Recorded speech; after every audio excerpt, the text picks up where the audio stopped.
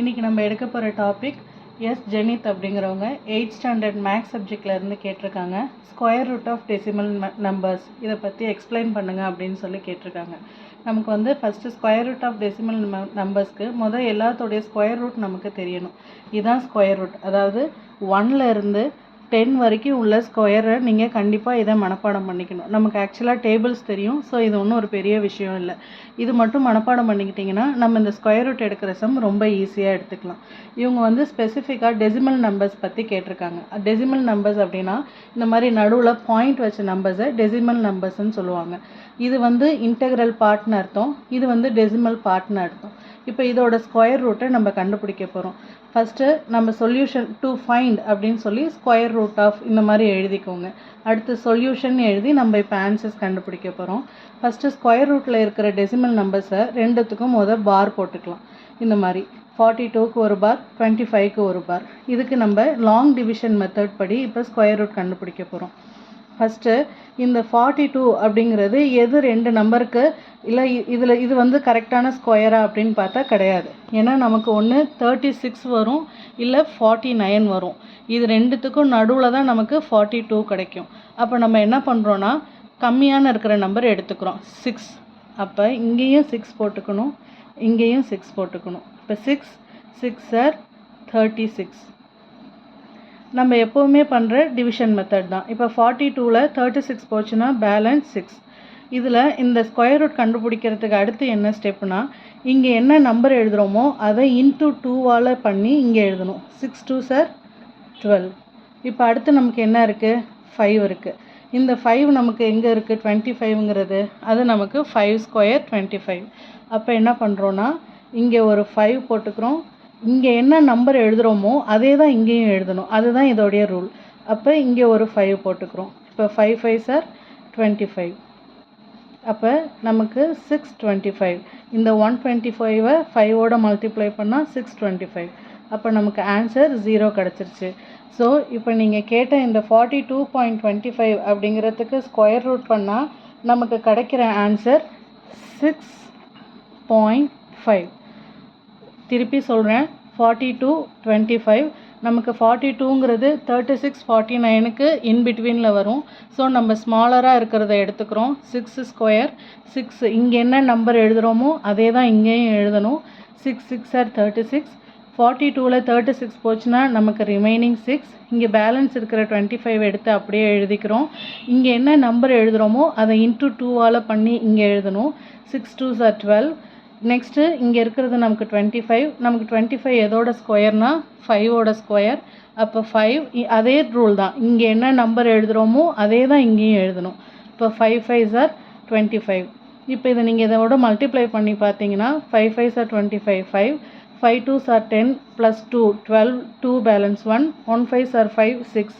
இந்த 5ங்கிற நம்பரை எடுத்துகிட்டு வந்து இந்த 124ஓட மல்டிப்ளை பண்ணால் நமக்கு 625 கிடைக்கும். ஸோ நமக்கு இதுக்கான ஆன்சர் 0. அப்போ நமக்கு the square root of 42.25 is equal to 6.5. இதுதான் நமக்கு கிடச்சிருக்கிற ஆன்சர். இதே மாதிரி நமக்கு வந்து 2 ஃபார்முலா கொடுத்துருக்காங்க.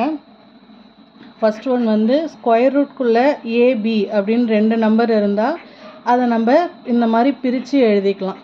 ஸ்கொயர் ரூட் ஏ, ஸ்கொயர் ரூட் பி. அதே மாதிரி ஸ்கொயர் ரூட்டில் டிவிஷனில் இருந்துச்சுன்னா அதையும் நம்ம மேலேயும் கீழேயும் ஸ்கொயர் ரூட் ஏ, ஸ்கொயர் ரூட் பி, இந்த மாதிரி நமக்கு 2 ஃபார்முலா கொடுத்துருக்காங்க. இதில் மெயின் என்னென்னா இந்த பி வந்து நாட் ஈக்குவல் டு 0. இந்த பி வந்து 0வாக இருக்கக்கூடாது. ஸோ இது ஒரு ஃபார்முலா, இது 2 ஃபார்முலா. இந்த ஃபார்முலாவை இந்த மல்டிப்ளிகேஷன் ஃபார்முலாவை பேஸாக பண்ணி நமக்கு சில சம்ஸ் கொடுத்துருக்காங்க. இப்போ ஃபஸ்ட்டு வந்து ஸ்கொயர் ரூட் ஆஃப் 256. இப்போ நமக்கு வந்து ஒரு 10 டேபிளுக்கு மேலே நமக்கு ஸ்கொயர் தெரியும் அப்படின்னா 16 ஸ்கொயர் வந்து 256 அப்படிங்கிறது நமக்கு தெரியும். ஆனால் இப்போ நமக்கு வந்து இந்த 10 வரைக்கும் தான் நமக்கு இதில் தெரியும். அப்படிங்கிறனால இதை எப்படி பிரித்து ஏவா பிஆன்னு எப்படி 2 நம்பராக பிரித்து மல்டிப்ளை பண்ணி எழுதணும் அப்படின்னு பார்த்தீங்கன்னா 16 × 16. இதுதான் நமக்கு ஜென்ரலாக நம்ம அப்போ ஸ்கொயர் ரூட் ஆஃப் 16 ஸ்கொயர், இந்த ஸ்கொயரும் இந்த ரூட்டும் கேன்சல் ஆகி இதுக்கு ஆன்சர் நமக்கு 16. நமக்கு ஜென்ரலாக நம்ம இந்த மாதிரி தான் கண்டுபிடிப்போம். அப்படி இல்லை இந்த மாதிரி ஏபி மெத்தடில் நமக்கு வேணும் அப்படின்னா இதுக்குள்ளே வேறு என்ன நம்பர் கண்டுபிடிக்கலாம்? இப்போ சப்போஸ் நம்ம வந்து 64ன்னு எழுதலாம். அது நம்ம இங்கே உள்ளே எழுதுகிற ஆன்சர் வந்து இந்த ஸ்கொயரில் வர ஆன்சராக இருக்கணும். இப்போ 64ங்கிறது 8ன்னு வரும்.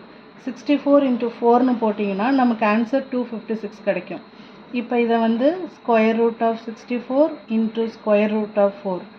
இப்போ நமக்கு 64ஓட ஸ்கொயர் ரூட் எது? 8 இன்ட்டு இந்த 4ஓட ஸ்கொயர் ரூட் எது? 2. அதோட ஆன்சர் 16. ஸோ நமக்கு இப்படி போட்டாலும் ஆன்சர் 16. அதே 16 டேபிள் தெரிஞ்சிருந்தாலும் நமக்கு ஆன்சர் 16. இது வந்து இந்த ஃபார்முலா அப்ளை பண்ணி நமக்கு போட்டிருக்காங்க. அதே மாதிரி நம்மளாம் வந்து இந்த ஸ்கொயர் ரூட் லாஸ்ட் டிஜிட் என்னென்ன நம்பர்னு தெரிஞ்சுக்கிட்டோன்னா எந்த நம்பர் கொடுக்குறாலும் நம்ம அதை வந்து சால்வ் பண்ணிக்கலாம்.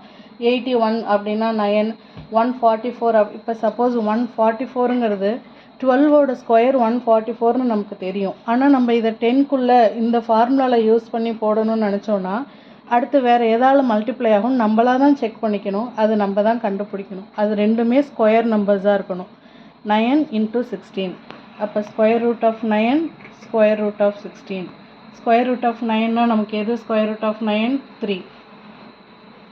16ஓட ஸ்கொயர் ரூட் நமக்கு என்ன? 4. அப்போ 4 3s are 12. அப்போ நம்ம இது இந்த மாதிரி பிரித்தும் எழுதி போட்டுக்கலாம்.